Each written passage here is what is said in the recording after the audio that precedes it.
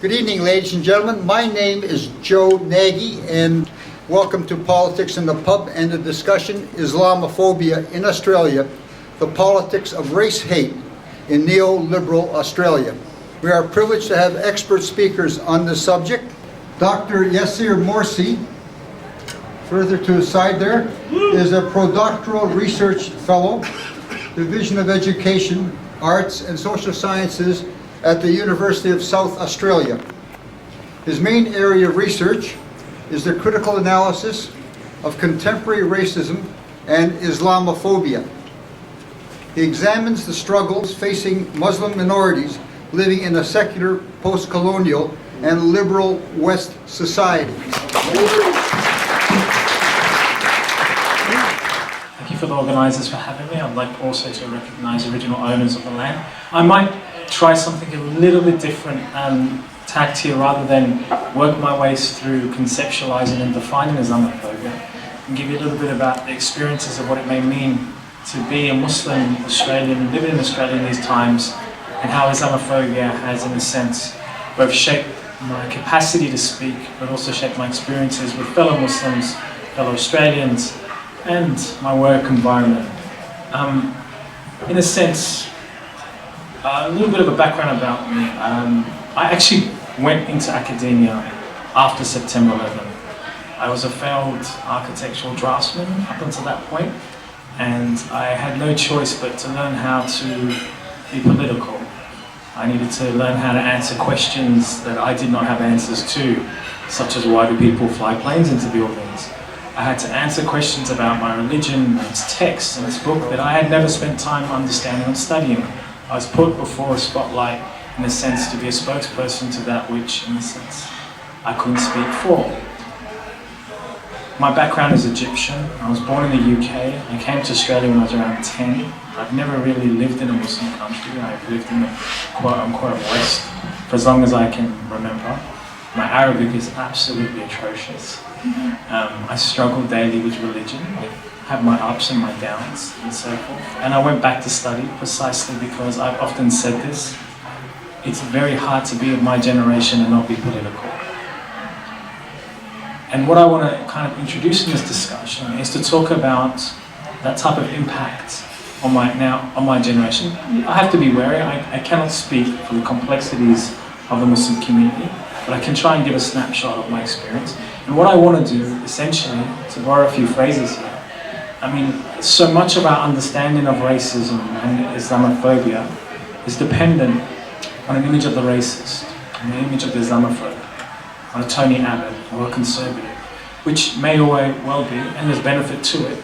But I want to speak about racism without the racist and its impact. I want to speak about Islamophobia without the Islamophobe, because I think there are multiple consequences on a way a community, such as the Muslim community, deals with itself and learns how to speak with itself when there's no racist or Islamophobia around. And to give you a small kind of concrete example, I work at the University of South Australia at the aptly and horrifically named International Centre for Muslim and Non-Muslim Understanding. Between you and I, there's very little understanding going on there. But, a young Lebanese man came up to me. He was part of the Muslim Student Association. He sat across the table in the meeting room from me. No one else was there, just he and I. And he was trying to gather support, funding, to create a festival. And the reason was he wanted to show non-Muslims in South Australia that A, we weren't terrorists, B, we weren't in enclaves stuck in our backyards, and C, that we loved Australia. And as this conversation went backward and forward, despite it just being between two quote-unquote brothers, there was, to use a lack of a better phrase, a pervasive sense to respond, a continual need to justify, a continual obligation to sedate anxieties, to present oneself as either a good Muslim, in the sense of accepting core Australian values, core human values, believing in peace, distancing yourself from ISIS, or another type of Muslim, that who refuses to play the game, who with clenched fists says, I oppose Western capitalism and X, Y, and Z, and they may well do, but it also becomes an identity. And what I want to articulate here is that much like a chessboard, Islamophobia places Muslims in certain positions, and we only have certain ways to speak and engage about our Islam, our sense of Australia, and our politics. And I bring this forward only for one particular reason. Islamophobia is not simply about an antagonism or distrust or hate or dislike to the Islamist figure of ISIS. It also constructs the ideal, good, passive Muslim. And that becomes increasingly difficult to be able to express oneself when, like a chessboard, your choice has already been set for you. What you can and cannot say about your history has already been set for you. So when introduced a topic like ISIS, I have certain options and they're very limited. If I even attempt to complicate the debate, I will sound like a sympathizer. If I even attempt to bring a history of Iraq and Syria into the debate, I will sound like I'm making excuses. If I do not condemn clearly without ambiguity, I myself will be condemned. And I have to do so within the space of maybe 30 seconds in a succinct language that gives no anxieties to anybody who's watching. That is the pressure, and that curtails and prevents so much of what I can express about A, my experiences as a person of colour in Australia, B, my religion, and 3, above all, my right to a political activism that doesn't have to submit itself to the kind of liberal sentimentalities and sensibilities that have, in a sense, defined the coordinates of what is speakable, and for a person such as myself, what is unspeakable. So going back to this meeting with Ahmed, who was part of the MSA, there was another thing that I noticed. I didn't want to discourage him. You know, I didn't want to tell him, why are you invested all of this energy? Because one of the things about Islamophobia is this assumption that it can be corrected if you do present the good Muslim. That if a person has the assumption that I am unintegrated, hate democracy, beat up my wife on the weekend, and so forth, and, you know, make sure that I have a bucket load of Anzac halal biscuits and so forth. You know, if I disprove all of that, there is no guarantee that the judgment of me will improve. Because Islamophobia is structurally, in a sense, developed between two subject positions. And to go back to the chess analogy, it's a bit like being check. Once you're in check, you have to move your king, and you keep moving it. And Islamophobia is a bit like that. I'm continually answering a question, continually responding, and that's the power game of racism. One person's assumed authority to be able to ask the question, the insights into what I believe. Believe me when I say we Muslims have questions too. We do. If you're big supporters of liberalism and democracy, why do you prop up some of the worst dictators back home in the Middle East? We have these questions as well to broader society, to politicians, but we're too busy answering. And in that sense, it's very hard to discourage.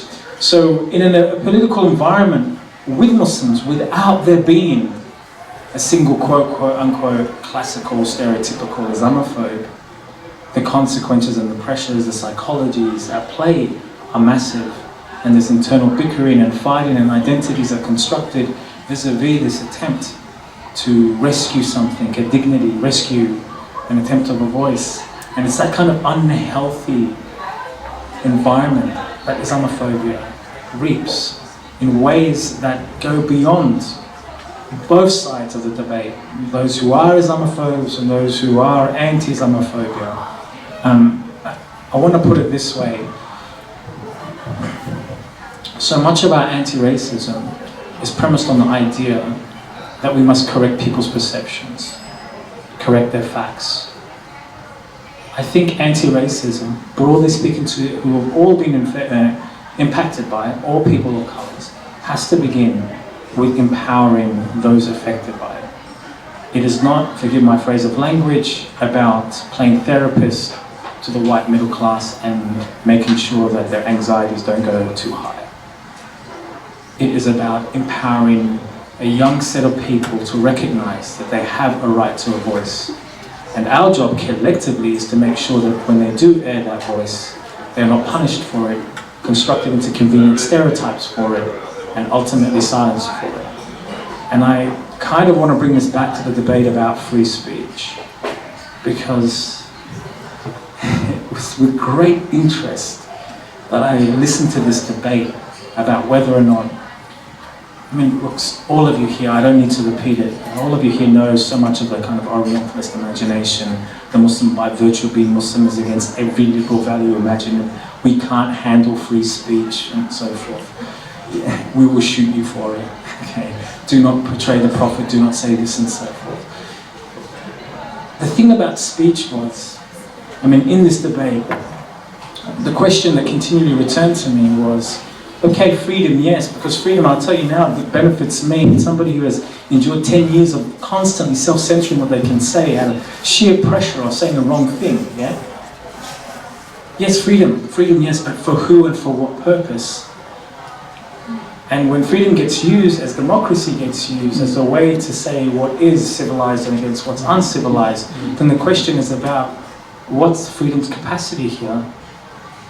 And this is where Islamophobia works so well, because as an economy, it relegates, it gives advantages and disadvantages about who can have freedom and who can't. And the thing about speech was, and the kind of concluding point that I've been trying to make, I am free inside a particular cage, to put it that way, on the chessboard. Yeah. I am free within set coordinates. I will be respected, endured, maybe with a healthy amount of suspicion, if I put my hand on my heart, sing the national anthem, tell you I love this country, tell you I'm Australian, tell you I cannot stand Saddam, Osama and ISIS. I will be celebrated, talk about my favourite football team, Manly, and on and on and on. Yeah? Tell you that I have a girlfriend. Go the buddies. Yeah. You're alive, You know? you're from Melbourne. Yes, I am from now. You know, and after all, Sorry. and after all, I am a Muslim in a pub, right? So, Allahu Akbar. So I think within those coordinates, there's certain agency for me. There's certain respect for me. I mean, there will always be suspicion. Sometimes, no matter what you do, you'll be like, I'm the fifth column, he's just doing that because it's taqi and I really want to convince you or convert you all. Alright? Speak to me after, everybody's interested. Now, the real freedom is to question those coordinates, to not play the game. How much freedom do I have of stepping outside of those coordinates? And I think what I'm trying to say here about Islamophobia is not merely about the negative imagination of Muslims. And with due respect to Jock, I totally understand the generalization aspect of it. Yeah, I totally get it. But one can be Islamophobic too. And dare I say, and here's my controversial point, one can be Islamophobic to ISIS supporters. How? Yes, I disagree with ISIS completely. That's not in question. But when we rely on a history to explain why people are violent that says they're violent because they're crazy, that relies on an imagination of both civilized and uncivilized. I'm all for criticism of ISIS, but a criticism should be based on a historical, political reading that brought them about. And so yes, generalization is a major issue, but I have found also that, you know, because so many people create, and I'm not suggesting that's your point, but so many people create exit points for their racism, you know. Like, I've got Muslim friends, 90% of them are peaceful, but this one, yeah, he's a problem because he's out there to convert us all and force you to eat halal Anzac biscuits.